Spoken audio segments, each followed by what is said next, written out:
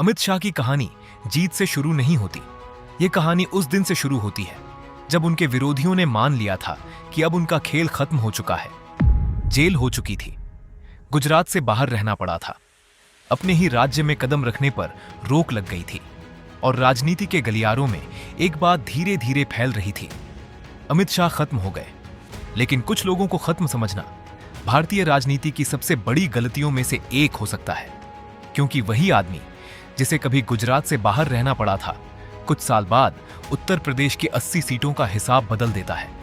वही आदमी बीजेपी का नेशनल प्रेसिडेंट बनता है, वही आदमी देश का होम मिनिस्टर बनता है और फिर संसद में खड़ा होकर आर्टिकल 370 जैसे फैसले अनाउंस करता है। सवाल यह है, जिस आदमी को सिस्टम ने बाहर धकेल दिया था, वही सिस्टम का सबसे बड़ा ऑपरेटर कैसे बन गया? अमित शाह कोई टिपिकल पॉलिटिशियन नहीं है। वो भीड़ को भावुक कर देने वाले लंबे भाषणों से नहीं बने, वो कैमरा के सामने ड्रामा करके नहीं बने। वो बने नंबर्स से, बूथ से, फाइल्स से, वर्कर्स से, टाइमिंग से और उस पेशेंस से जो हर चाल खेलने से पहले पूरा बोर्ड देखता है। कई लोग उन्हें मॉडर्न चाणक्य कहते हैं, कई लोग उन्हें रूथलेस स्ट्रैटेजिस्ट कहते हैं, समर्थक कहते हैं वो देश की पॉलिटिक्स को डिसिप्लिन देते हैं, विरोधी कहते हैं वो डर की पॉलिटिक्स करते हैं। लेकिन एक बात दोनों मानते हैं, अमित शाह को इग्नोर करना इम्पॉसिबल है। कहानी शुरू होती है 22 अक्टूबर 1964 से। अमित अनिल चंद्र शाह का जन्म मुंबई में हुआ, एक गुजराती बिजनेस फैमिली में। बचपन का बड़ा हिस्सा गुजरात के मनसा से जुड़ा रहा। उनके पिता बिजनेस करते थे। घर में एक्सपेक्टेशन सिंपल थी, पढ़ाई करो, फैमिली बिजनेस संभालो, ठीक ठाक जिंदगी जियो। लेकिन अमित शाह की दिलचस्पी सिर्फ बिजनेस में नहीं थी, उन्हें चीजों को तोड़कर समझने की आदत थी।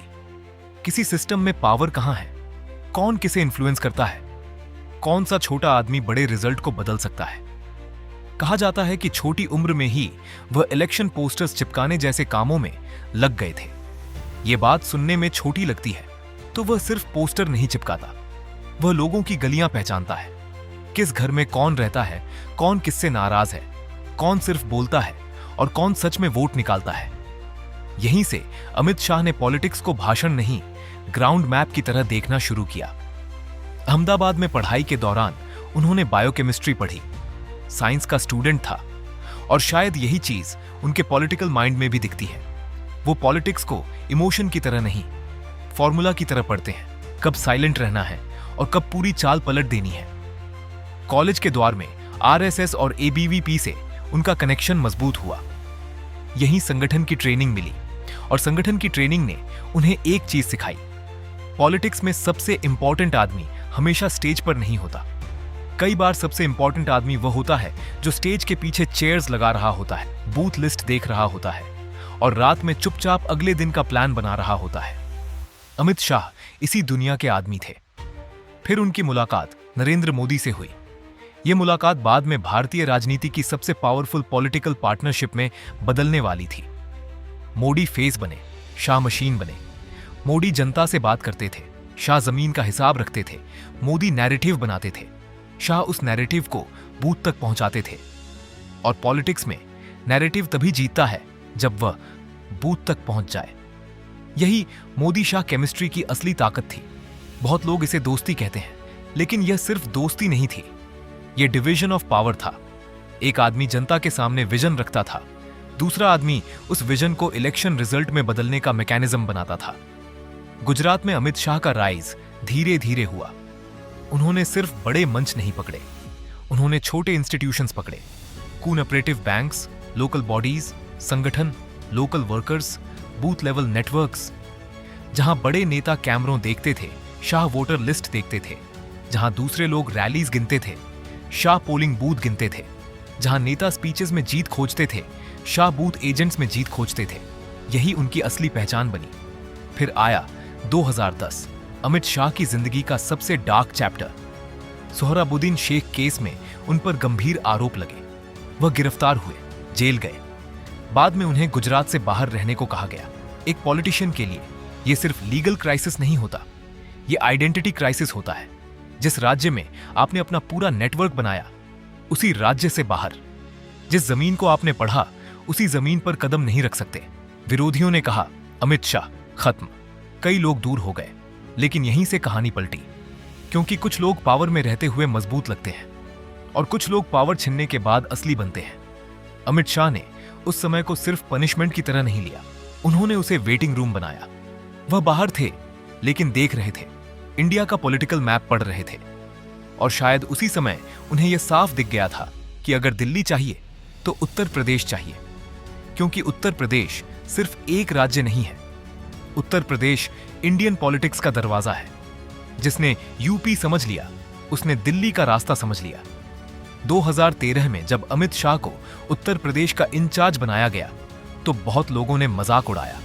कहा गया, गुजरात का आदमी यूपी की कास्ट पॉलिटिक्स क्या समझेगा, जिसे हिंदी बेल्ट की कॉम्प्लेक्सिटी नहीं पता, वह यहां क्या करेगा। लेकिन अमित शाह ने यूपी को स्पीचेस से नहीं, स्प्रेडशीट की तरह पढ़ा। District by district, caste by caste, booth by booth, worker by worker. उन्होंने चुनाव को रैली नहीं बनने दिया, उन्होंने उसे ऑपरेशन बना दिया। Panna pramukh model, booth management, local workers, micro targeting, caste equations, candidate selection और हर लेवल पर अकाउंटेबिलिटी। यहां अमित शाह का असली स्टाइल दिखा। वह सिर्फ ये नहीं पूछते थे कि कितनी रैली हुई, वह ये पूछते थे किस बूथ पर कौन बैठा है, किस घर में कौन नाराज है, किस वोटर ने पिछली बार वोट नहीं किया, किस लोकल वर्कर ने काम किया और किसने सिर्फ फोटो खिंचवाई। पॉलिटिक्स में यह बोरिंग सवाल लगते हैं, लेकिन इलेक्शन इन्हीं बोरिंग सवालों से जीते जाते हैं। 2014 में रिजल्ट आया। यूपी में बीजेपी लीड एनडीए ने 80 में से 73 सीटें जीत ली। यह सिर्फ विक्ट्री नहीं थी, यह अमित शाह का नेशनल अराइवल था। अब वह सिर्फ गुजरात के नेता नहीं रहे, अब वह बीजेपी के सबसे डेंजरस इलेक्शन मैनेजर माने जाने लगे। जिस आदमी को कुछ साल पहले पॉलिटिकल एग्जाइल में धकेला गया था, वही आदमी अब दिल्ली का रास्ता खोल रहा था। 2014 के बाद अमित शाह बीजेपी प्रेसिडेंट बने और यहां उन्होंने पार्टी को एक अलग रूप दिया। बीजेपी पहले भी बड़ी पार्टी थी, लेकिन शाह के दौर में वह इलेक्शन लड़ने वाली पार्टी से इलेक्शन मशीन बन गई। मेंबरशिप ड्राइव, बूथ नेटवर्क, पन्ना प्रमुख, state expansion, north east, Maharashtra, Haryana, Assam, Tripura. जहां बीजेपी कमजोर थी, वहां संगठन बनाया गया।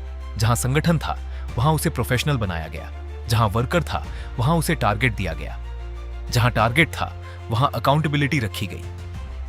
अमित शाह की पॉलिटिक्स में इमोशन है, आइडियोलॉजी है, हिंदुत्व है, नेशनलिज्म है, लेकिन उसके नीचे एक कोल्ड मशीनरी भी है। वही मशीनरी जिसे सपोर्टर्स डिसिप्लिन कहते हैं और ओपोनेंट्स कंट्रोल कहते हैं। यही अमित शाह को इंटरेस्टिंग बनाता है। वह सिर्फ एक तरफ से समझ में नहीं आते।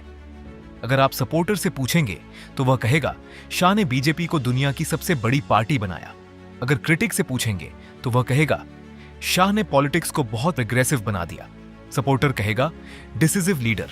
क्रिटिक कहेगा, डर पैदा करने वाला ऑपरेटर। लेकिन दोनों के बीच एक ट्रुथ खड़ा है। अमित शाह पॉलिटिक्स को इमोशनल नहीं, स्ट्रक्चरल तरीके से देखते हैं। फिर आया 2019। अमित शाह देश के होम मिनिस्टर बने। यह रोल सिर्फ मिनिस्ट्री नहीं था, यह स्टेट पावर का सेंटर था। इंटरनल सिक्योरिटी, कश्मीर, नक्सलवाद, CAA, agencies, borders, law and order और सबसे बड़ा मोमेंट आर्टिकल 370। 5 अगस्त 2019 को अमित शाह राजा साभा में खड़े हुए। देश देख रहा था, ऑपोजिशन सन्न था। कश्मीर पर डेकेड से चली आ रही स्पेशल स्टेटस की व्यवस्था खत्म करने का प्रस्ताव सामने था। यह सिर्फ लीगल मूव नहीं था, यह सिंबॉलिक अर्थक्वेक था। सपोर्टर्स के लिए यह नेशनल इंटीग्रेशन का हिस्टोरिक मोमेंट था। क्रिटिक्स के लिए यह फेडरलिज्म, सिविल लिबर्टीज और कश्मीर के डेमोक्रेटिक राइट्स पर बड़ा सवाल था। लेकिन पॉलिटिक्स की भाषा में देखें तो यह अमित शाह मोमेंट था। एक ऐसा मोमेंट जहां वह कैमरा के सामने आए और उस डिसीजन को अनाउंस किया जिसकी तैयारी बहुत पहले से चल रही थी। यही उनके स्टाइल का सार है। चाल पहले बनती है, बोर्ड पहले सेट होता है, फिर अनाउंसमेंट होता है। अमित शाह की यही इमेज बनी। वह आदमी जो पब्लिक में कम बोलता है, लेकिन जब बोलता है तो फैसला पहले से तय हो चुका होता है। लेकिन इस कहानी का दूसरा साइड भी है। उनके द्वार में ऑपोजिशन ने ईडी, सीबीआई, एजेंसीज के मिसयूज के आरोप लगाए। कई नेताओं ने कहा कि एजेंसीज पॉलिटिकल प्रेशर का टूल बन गई हैं। सपोर्टर्स ने कहा, पहली बार भ्रष्टाचारियों पर एक्शन हो रहा है। क्रिटिक्स ने कहा, एक्शन सिलेक्टिव है, CAA पर प्रोटेस्ट्स हुए, कश्मीर में रिस्ट्रिक्शंस पर सवाल उठे, मणिपुर वायलेंस ने होम मिनिस्ट्री की हैंडलिंग पर क्रिटिसिज्म खड़ा किया। यानी अमित शाह की स्टोरी सिर्फ जीत की स्टोरी नहीं है, ये कंट्रोल की स्टोरी है। और कंट्रोल हमेशा एडमिरेशन भी पैदा करता है और डर भी। एक तरफ वह बीजेपी सपोर्टर्स के लिए लौह पुरुष जैसे फिगर है, दूसरी तरफ ओपोनेंट्स के लिए वह सेंट्रलाइज्ड पावर का चेहरा है। और शायद यही वजह है कि अमित शाह को समझना आसान नहीं है। वह बहुत पॉपुलर मास स्पीकर नहीं है, वह स्ट्रीट फायर ब्रांड नहीं है, एक ऐसा आदमी जिसे पॉलिटिक्स में केओस पसंद नहीं, उसे सिस्टम चाहिए और वह सिस्टम अपने हिसाब से बनाता है। सबसे दिलचस्प बात यह है कि अमित शाह की सबसे बड़ी ताकत शायद उनकी इनविजिबिलिटी थी। वह बहुत लंबे समय तक फ्रंट फेस नहीं रहे, लेकिन पार्टी के अंदर उनका वेट बढ़ता गया, क्योंकि पॉलिटिक्स में हर बार वही आदमी पावरफुल नहीं होता जो वोट मांगता है। कई बार सबसे पावरफुल वह होता है जो तय करता है कि वोट कहां से आएगा, कौन कैंडिडेट होगा, कौन अलायंस बनेगा, किस स्टेट में किस कास्ट ब्लॉक को एक्टिवेट करना है, किस लीडर को प्रमोट करना है, किसे साइड करना है, किस इशू को नेशनल बनाना है और किस इशू को साइलेंस में दबा देना है।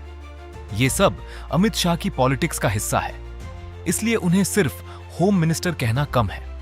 वह बीजेपी के ऑपरेटिंग सिस्टम की तरह है। स्क्रीन पर मोदी दिखाई देते हैं, लेकिन अंदर कोड कौन लिख रहा है? यह सवाल लोगों को हमेशा अमित शाह तक ले जाता है। आज अमित शाह इंडिया के सबसे पावरफुल पॉलिटिकल फिगर में गिने जाते हैं। बीजेपी में उनका वर्ड वेट रखता है, गवर्नमेंट में उनका मिनिस्ट्री पावर रखता है और फ्यूचर पॉलिटिक्स में उनका नाम हमेशा चर्चा में रहता है। लेकिन कहानी का सबसे बड़ा सवाल अभी भी वही है, क्या अमित शाह किंग है या किंग मेकर? क्या वह खुद कभी नेशनल फेस बनेंगे या हमेशा सिस्टम चलाने वाले आदमी रहेंगे? इसका जवाब फ्यूचर देगा। लेकिन इतना साफ है, अमित शाह की कहानी सिर्फ एक आदमी की राइज नहीं है।